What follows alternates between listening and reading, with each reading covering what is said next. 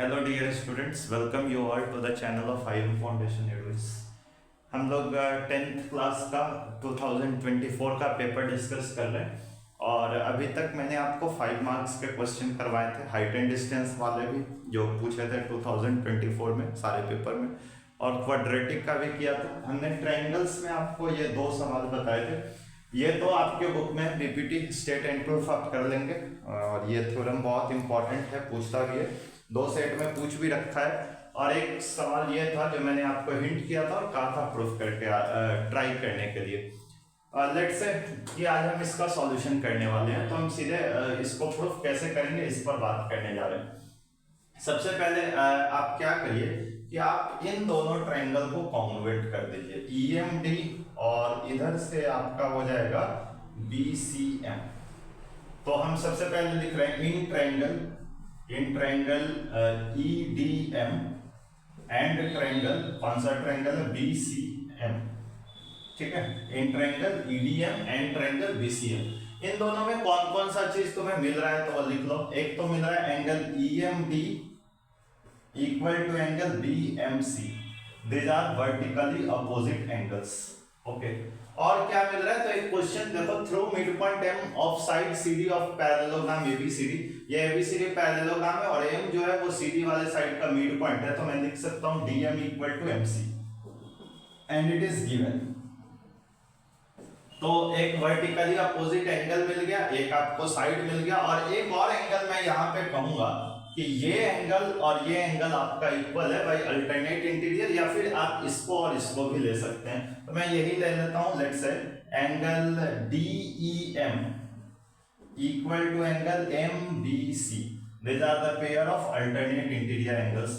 दो एंगल एक साइड मिला, एक बार मार्क करेंगे कौन कौन सा एंगल है, ये एंगल, फिर ये एंगल और ये वाला साइड। मतलब आपका यहाँ पे क्राइटेरिया कौन सा लगेगा, यूजिंग एंगल साइड क्राइटेरिया। और ट्रायंगल आपका कौन सा कॉन्ग्रुएंट हो गया, triangle EDM is congruent to triangle BCM। तो क्या आप CPCT से ये लिख पाएंगे, by CPCT we may write EM equal to, पहले तो ये लिख लो आप DE equal to BC, DE equal to BC आप ये लिख सकते हैं। DE को आपने BC के बराबर CPCT से लिखा, और देखो ABCD पैरेललोग्राम है तो मैं ये बात भी लिख सकता हूं AD equal to BC, opposite sides of parallelogram.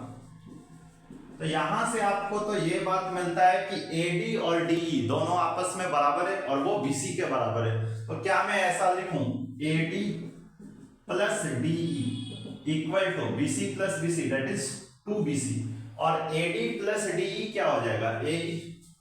तो this implies AE equal to 2BC। Let's say this is our equation number 1।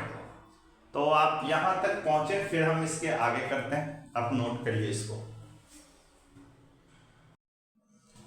चलिए अब इसके आगे बढ़ते हैं। AE इक्वल टू 2BC तो आ गया, और हमें प्रूफ क्या करना है, EL इक्वल टू 2BL। देखिए आपको इसका EL और BL का रेशियो चाहिए, और आपके पास AE और BC का रेशियो पता है जो कि 2 जैसा आ रहा है, और हमें 2 जैसा ही प्रूफ करना है। मतलब ये श्योर हो गया कि हमें ऐसा ट्रायंगल पकड़ना है जिसमें एक तो AE साइड आ रहा हो और BC साइड आ रहा हो, ऐसे 2 ट्रायंगल पकड़ने। और दूसरी बात कि उस ट्रायंगल में, उन दोनों ट्रायंगल में EL और BL भी साइड होना चाहिए। बड़ा इजीली आप आइडेंटिफाई कर सकते हैं ऐसा कौन सा ट्रायंगल है। सो मैं लिख रहा हूं यहाँ पे, नाम देखिएगा, इन ट्रायंगल, मैं जो ट्रायंगल पकड़ने जा रहा हूं that is EAL, in triangle EAL and triangle BCL। तो इन दोनों ट्रायंगल में पहले तो ये दोनों वर्टिकली अपोजिट से इक्वल हो जाएंगे, तो angle ELA equal to angle BLC, these are called vertically opposite angles. तो एक तो ये मिल गया, और फिर अल्टरनेट इंटीरियर का खोजो, कोई प्रॉपर्टी ऐसा दिख रहा है क्या, कोई एंगल। तो एक तो आपने ले ही रखा है, तो एंगल कौन सा हो गया बच्चों, DE, नहीं DE मत लिखो, AE, sorry, angle AEL equals यहां वाला एंगल मतलब CBL, these are alternate interior angles. और जो तीसरा एंगल बच गया वो शायद ये वाला है, ये और ये, तो ये भी तो अल्टरनेट इंटीरियर जैसा लिख रहा है, तो इसको भी लिख लो, तो angle EAL equals angle BCL, these are also pair of alternate interior angles। तो इन दोनों ट्रायंगल के तीनों कॉरेस्पॉन्डिंग एंगल्स इक्वल है, तो हम लिखते हैं यूजिंग AAA सिमिलरिटी। कौन कौन सा ट्रायंगल सिमिलर हो गया, तो नाम लिख लीजिए, triangle EAL is similar to triangle BCL। और अगर ट्रायंगल सिमिलर है तो साइड्स का रेशियो सेम होगा, और साइड कौन सा पकड़ना है ये आपको समझ आ गया, EA और EL जैसा पकड़ना है। तो क्या मैं ऐसा लिख सकता हूं, EA upon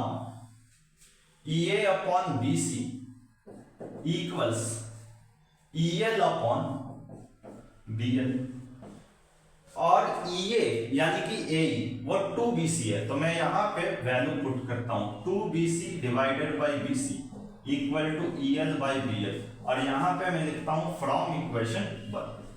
so BC get cancel and we get EL equal to 2BL, hence. तो ये 5 मार्क्स का क्वेश्चन था। ये मॉडरेट टू डिफिकल्ट लेवल का क्वेश्चन है डेफिनेटली, क्योंकि इसमें आपको थोड़ा कॉन्सेप्ट भी एप्लीकेशन करना है। तो अभी तक हमने डिस्कस किया असल में 3 क्वेश्चन जो 2024 में आया था, आप नोटिस भी किए। एक क्वेश्चन हाइट एंड डिस्टेंस से था, एक क्वाड्रेटिक इक्वेशन के वर्ड प्रॉब्लम से था, और ये थर्ड क्वेश्चन, और एक इसी के जैसा कुछ सेट में बीपीटी भी दिया था। मैं एक बार फिर से कहूंगा, BPT is very important for your examination, upcoming examination, maximum chance है कि वो पूछेगा। तो ये आपका था। अगला जो चौथा क्वेश्चन है हम उसके ऊपर चलते हैं, जो कि surface area and volume related है। Okay dear students, this question is from surface area and volume, और ये आपके एनसीईआरटी का क्वेश्चन है 5 मार्क्स में। और आप नोटिस कर सकते हैं 2024 सीबीएसई का ये क्वेश्चन है, और ये सेट 1, सेट 2, सेट 3 तीनों सेट में ही पूछा गया। तो सबसे पहले हम इसका डिस्कशन आगे बढ़ाते हैं। एक बार क्वेश्चन पढ़ लो। मैं उन सारे बच्चों से कहूंगा पहले तो आप वीडियो को पॉज करो, क्वेश्चन लिखो, ट्राई करो खुद से, then check my answer.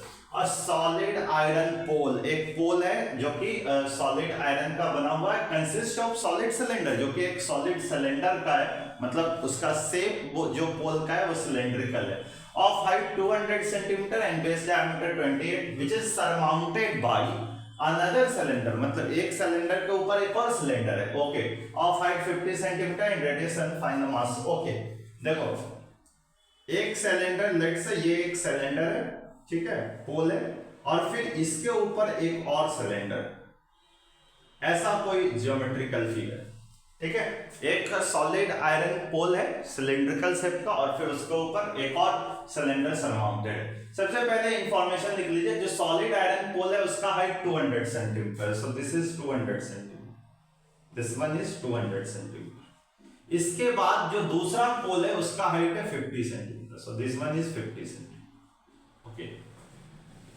Okay, base diameter of the cylinder is 28। Okay, diameter जो है, डायमीटर ऑफ सिलेंडर ना, cylinder 1 that is 28 centimetre. This implies radius of cylinder 1 equal to 14 centimetre. तो ये कुछ 14 सेंटीमीटर का है, और जो दूसरा सिलेंडर उसका रेडियस 7 है। ओ सॉरी, सो आपका फिगर ना कुछ थोड़ा सा यहां से डिफरेंट हो जाएगा, ठीक है। मैं इसको बना पाऊं थोड़ा ठीक से, मान लीजिए कि ऐसा है, ऐसा कोई है, यहां से फिगर कुछ ऐसा है,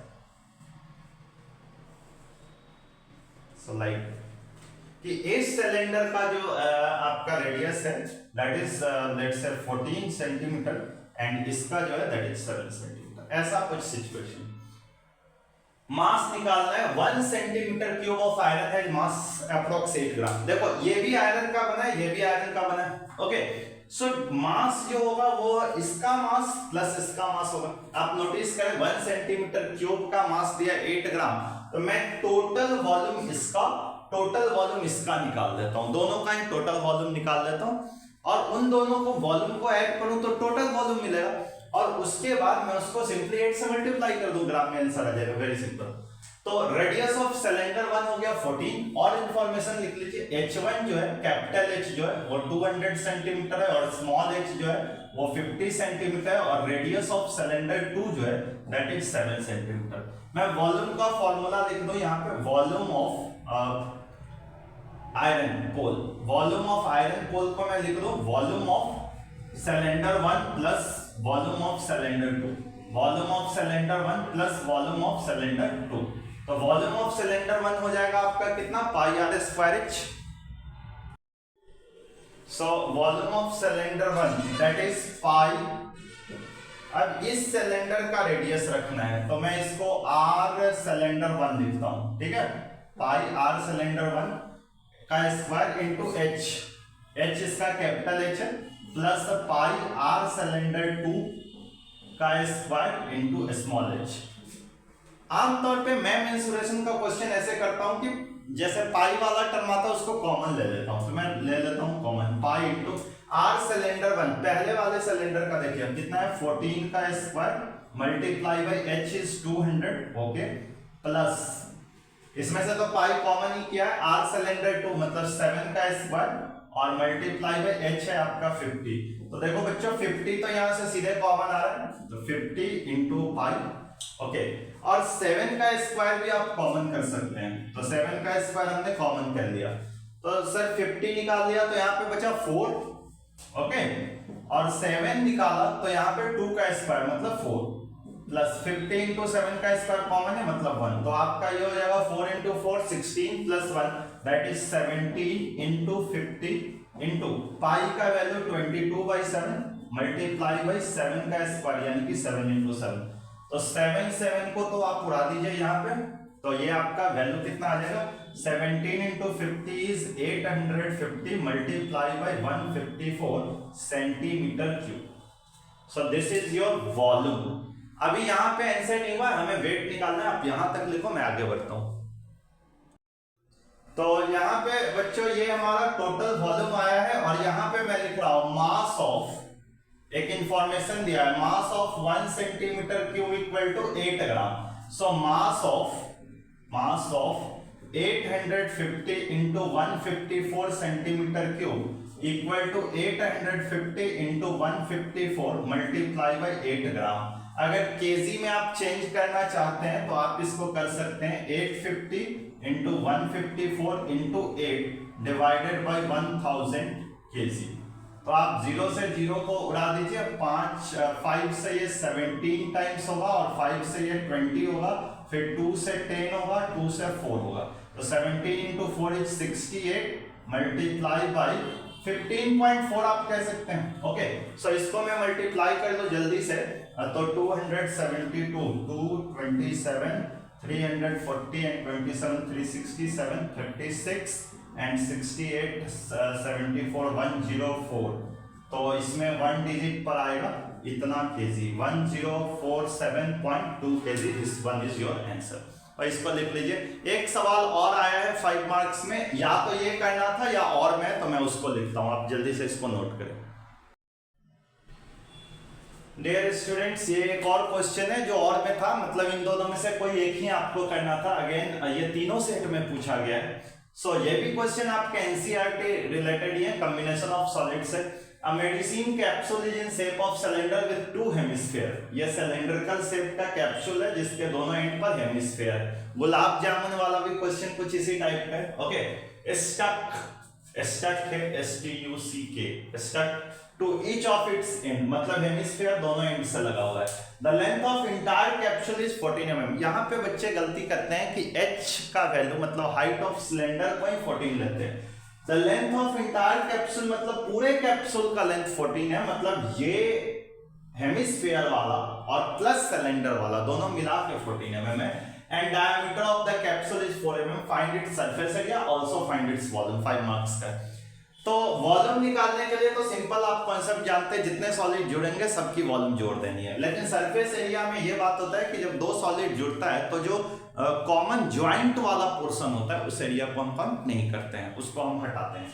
तो ये काम कुछ ऐसा ही करेंगे। पहले हम सरफेस एरिया निकालते हैं। पहले तो इंफॉर्मेशन लिख ले।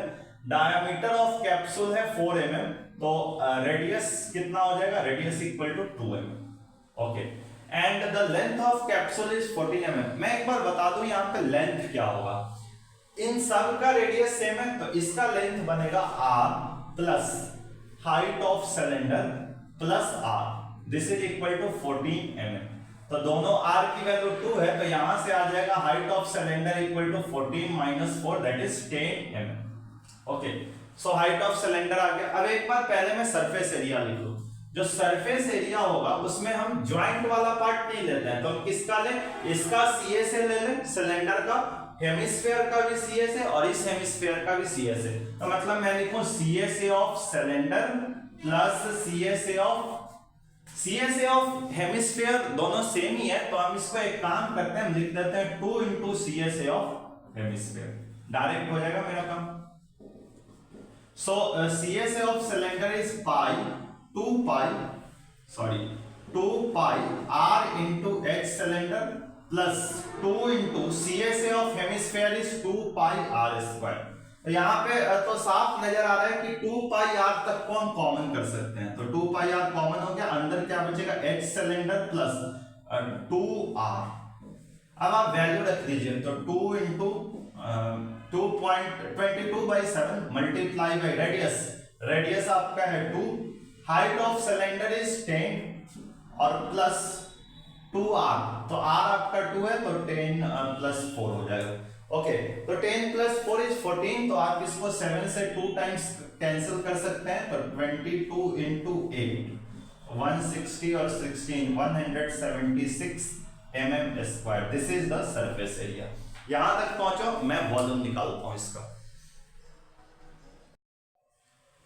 सो स्टूडेंट्स, अब हमें वॉल्यूम निकालना है, तो वॉल्यूम के लिए कुछ नहीं करना है, सीधे जोड़ना है। तो volume of capsule equal to volume of cylinder plus, फिर से देखो दोनों हेमिस्फीयर आइडेंटिकल है, तो मैं इसको ऐसे लिखता हूं 2 इंटू वॉल्यूम ऑफ हेमिस्फीयर। अच्छा, कई बार आपके स्कूल में अगर सर करवाए होंगे ना, तो यहाँ पे स्फीयर भी कई बार सर ले लेते हैं, तो वो ठीक है, आप जानते हैं कि हेमिस्फीयर का डबल स्फीयर नहीं हो जाएगा। वॉल्यूम ऑफ सिलेंडर कितना हो जाएगा बच्चों, पाई r square H cylinder plus 2 into volume of hemisphere is 2/3 pi r cube.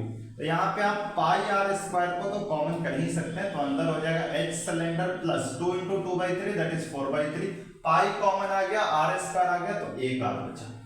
अब आप वैल्यू सब्स्टिट्यूट कर दीजिए, तो पाई का वैल्यू 22/7 इंटू रेडियस का स्क्वायर करना है, मतलब 4, हाइट ऑफ सिलेंडर आपका कितना है 10 और प्लस 4/3 इंटू 2, मतलब ये हो जाएगा 8/3।